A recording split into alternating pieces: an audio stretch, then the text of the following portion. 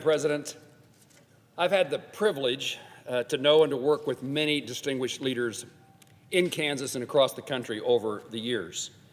And today I'd like to recognize one of those individuals, Richard Feltz.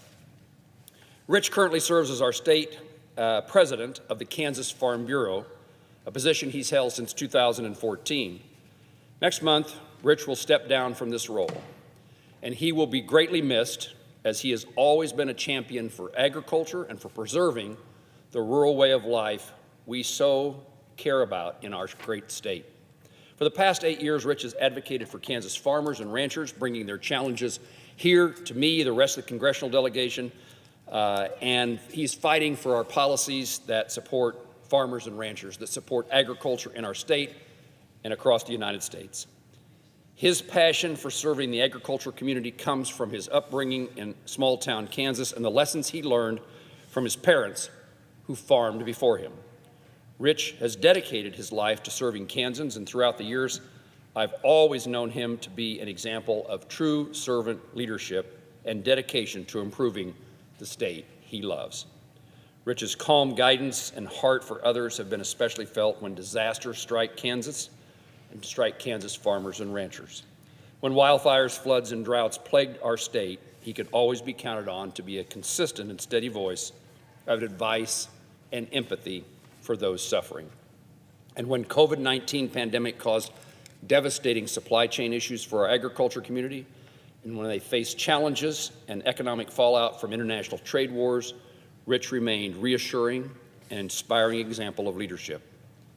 At each of these points, I knew I could rely upon Rich's advice and counsel when responding to the challenges facing our farmers and ranchers and the communities they live in.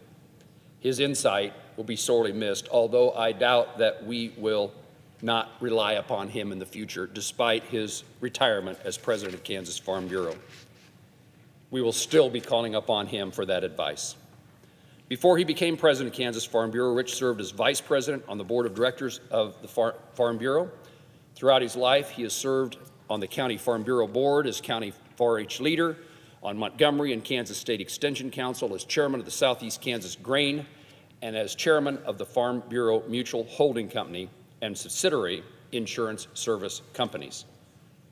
Rich embodies the traits we hope to instill in our children and grandchildren: a heart for service, selfless desire to invest in others, deep love for one's state and country, and passion for making the world a better place.